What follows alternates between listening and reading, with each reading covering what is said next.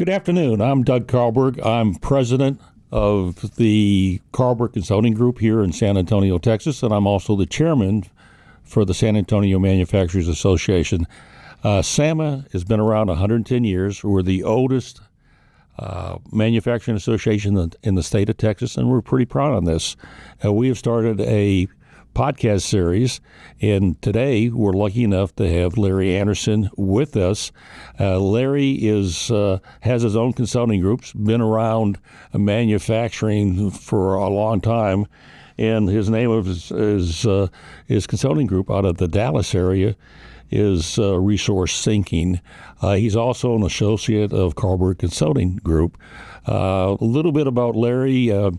We both started our career early on at General Electric Company, going through the management training program and kind of went in different directions, but we have a passion for manufacturing. Why did you pick GE to go through their management training program, Larry? Well, when we, upon graduation, there were lots of opportunities, but General Electric was a very well-managed company at the time and had a very good reputation. And the training programs were particularly interesting because of all the varied experience that you get through the programs. Mine was actually manufacturing management. I think that may have been yours. Yeah, it was also. Same track. Same track. And there were rotating assignments, so it made a lot of sense to get a lot of experience early on. So after General Electric, what did you do? I mean, you stayed there a number of years like I did, and then you moved on and got recruited. Yeah, well, actually, spent enough time with GE to get a pension, small one. So do I. Yeah, so do I. So do you.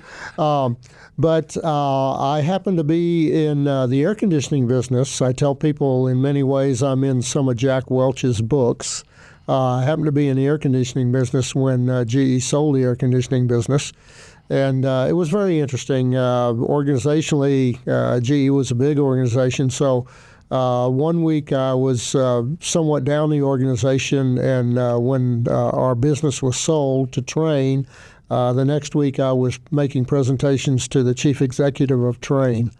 So a lot of people consider what Jack did in bad context, but for that particular business, it was actually a very significant positive change. Yeah, Trane is very successful today because of a lot of the GE people that stay there. Exactly. That's exactly right.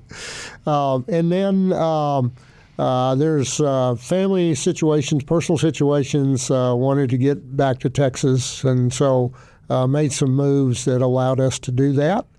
So the exit with GE, I don't consider to be a negative thing. It was turned out to be positive. Well, and that was very positive for your management skills. But really, how did you really start embracing lean and learn about lean and really get so excited about it? Yeah, well, actually, lean goes back to Richard Schoenberger. 2 books he wrote, Japanese Manufacturing Techniques and World-Class Manufacturing. The air conditioning business is very seasonal. And so we had stumbled upon Schoenberger's works and said we probably should implement some of these things to increase profitability. So going all the way back to basically 1980 somewhat, it's been a long time, where the first introduction. And it all of the things made sense. When you read about the techniques that the Japanese had implemented to reduce waste and provide better value for customers, all made sense, so just kind of latched onto it. I started off in reading some of the same books, and then the Walmart book, the machine that changed the world, and one book led to another book, led to another book, and you and I kind of went through the same library as we're going through our history and looking at our bookcases, and we're going, wow, we've read a lot of the same material. Yep. So today, you're one of the leading, what I would say, leading persons in North America that has really helped the Shingo Prize, the Association of Manufacturing Excellence, and in helping basically shape their criteria and their standards for recognition for the prize, not only the Shingo Prize or the AME Excellence Award. So how did you impact those organizations, and how did you get there to be where you are today, as well known in the industry as somebody that people want to connect with to learn and teach and understand lean in their organizations? Fortune is just happenstance in many ways, right? It's I tell people I'm very beneficial of having been able to stand beside a bunch of smart people. So AME started with one of the organizations that was subsequent to GE that I had an obligation to run a facility, and got involved with AME to train people. To allow them to go to regional events and so on and so forth. Matter of fact, that may have been where you and I met. Well, that's exactly, at a regional event somewhere, right? Exactly right. At an AME regional event someplace. And the organization, struck with me because it was a volunteer organization, practitioners, and really just trying to be engaged. And I'm not sure when the context of give back became very specific, but that started to appear in the thinking, that there was so much benefit from being a member of AME, just because of the members of AME, that it was like, okay, maybe you can give back, and in giving back you get to have more associations with these smart people that you get to stand beside. And so it was really part of that context, learning and giving. Share, learn, and grow is the statement about AME, and that's what it became. And Shingo specifically was a result of standing at one of the conferences and having a gentleman, Ross Robson, who unfortunately passed away recently, tap me on the shoulder and say, "Have I got a deal for you?" And Ross, and actually I was at his funeral. Ross was the original person that really understood lean or the Toyota manufacturing system, the importance for really North America. And he was part of Utah State Huntsman School of Business and reached out to Shingo at the time was really not well known at all. In the States, correct. In the States, and he was basically the father of the Toyota precision, or industrial engineer, and really helped establish the Toyota production system, and reached out to him and said, "We'd like to use your principles, your book, as the standard for excellence for manufacturing," and really established the prize at the Huntsman School of Business. Yep.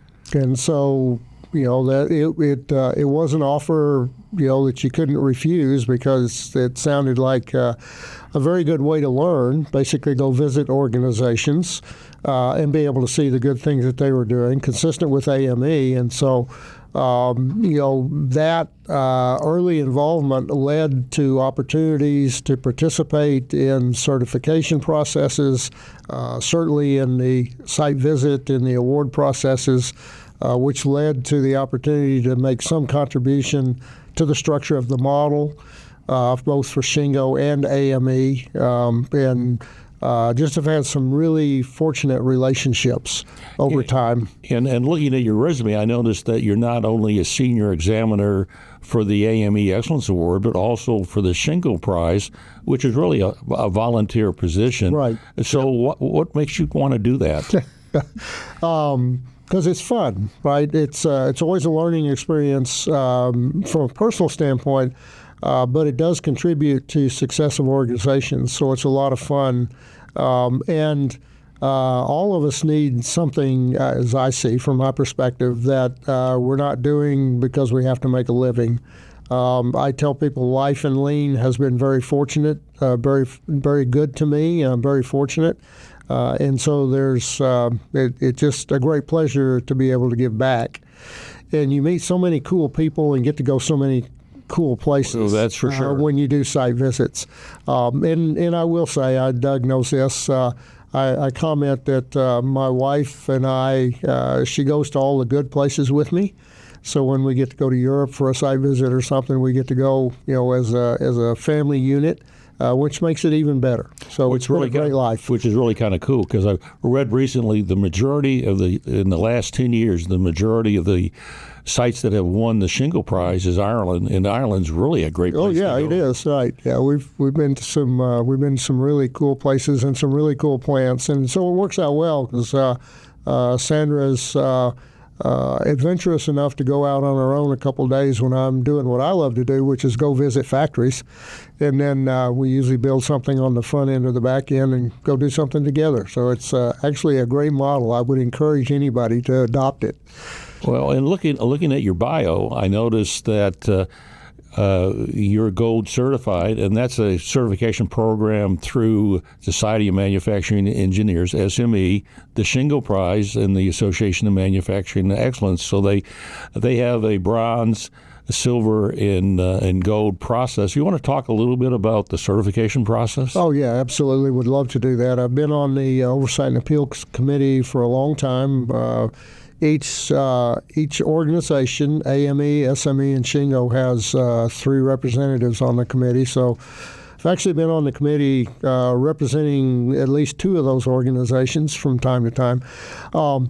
It actually started with conversations around Six Sigma certifications and those kinds of certifications that were showing up. In recognition, there wasn't anything that specifically addressed lean practitioners. So those 3 organizations, Ross Robson, we've mentioned a minute ago, was instrumental in starting the thought process. But the process was to have some recognition and certification for people who are lean practitioners, and not necessarily in competition with, but certainly similar to Six Sigma certifications and so on and so forth. And so in the context of a volunteer organization, again, a bunch of practitioners got together and said, here's the components of a good lean practitioner. Body of knowledge was developed, reference materials were developed, exams were developed. There was a rather substantial volunteer activity associated with it. The structure evolved to being bronze, silver, and gold. Bronze was structured to address shop floor activities, Kaizen activities.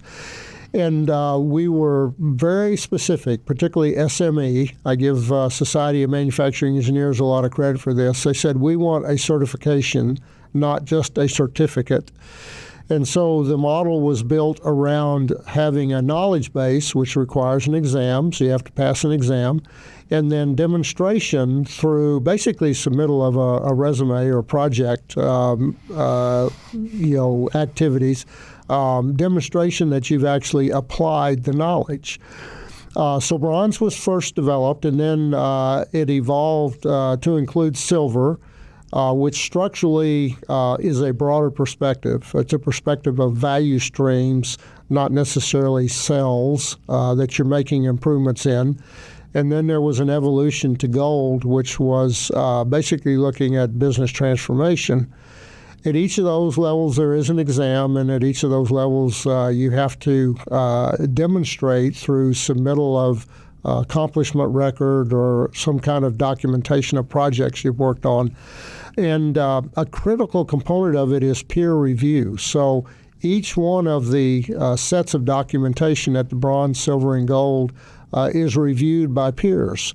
And the peers are members of the committee who are practitioners and representatives of the 3 organizations that sponsor and support the certification. So it's actually a very good process. And the people that go through the process, know something and they know how to do something. That's basically been consistent through all the development of the certifications. And I just want to share with everybody, Larry also basically runs a refresher course and proctors the exam for the bronze certification through the Association of Manufacturing Excellence and also through the Carlberg Consulting Group. Yep. So if you're interested in getting certified, please contact us. We're glad to share more information with you. Absolutely. Moving forward, let's put our Shingo hat on.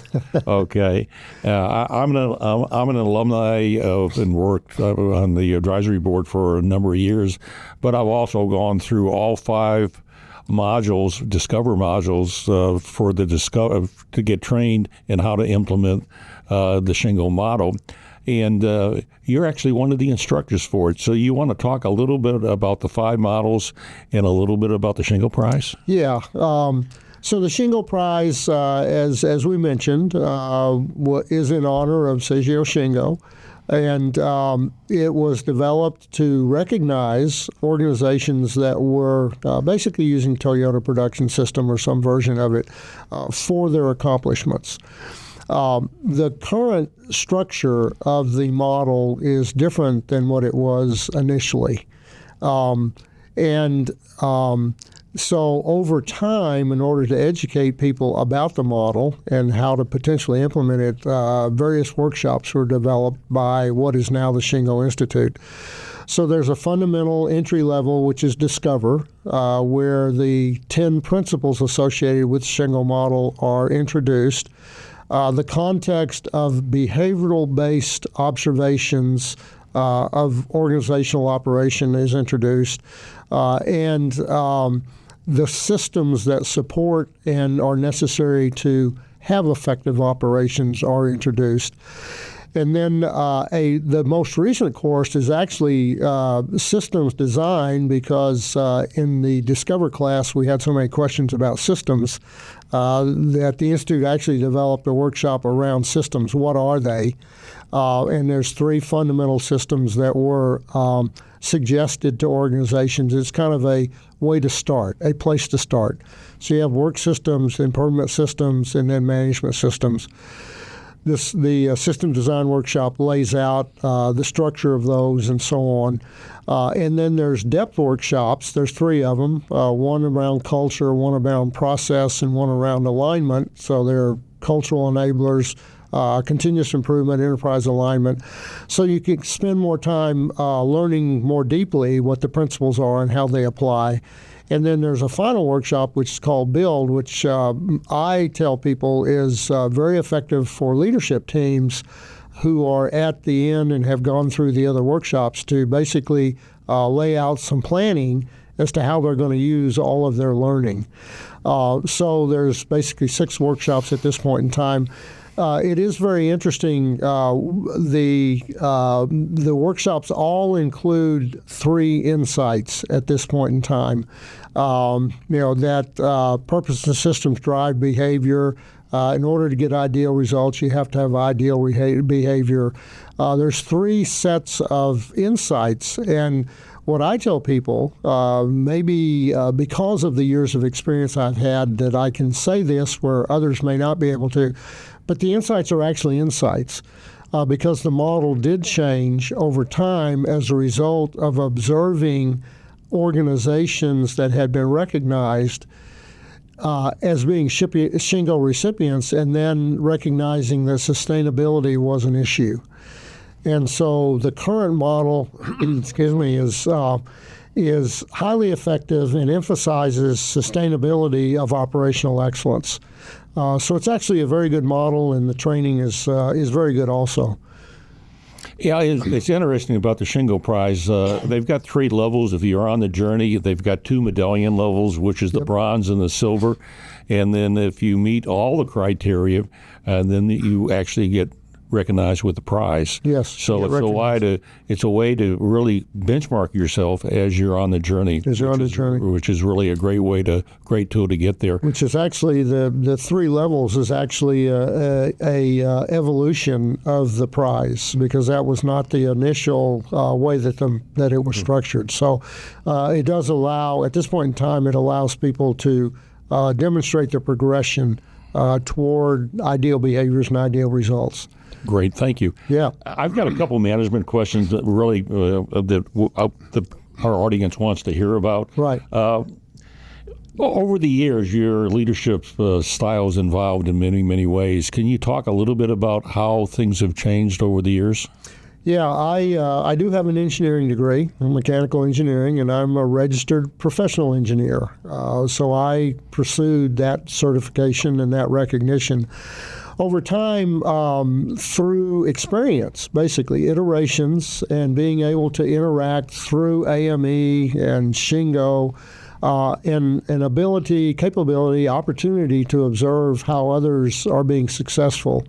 The evolution has been much more toward understanding the human characteristics and the impact on humans and of humans on processes that you want to be successful. So I tell people, maybe somewhat facetiously, that I've evolved from being an engineer to being a leader in some form or fashion because of incorporation of the technical side of things, which engineering allows you to focus on, and the cultural characteristics side of it.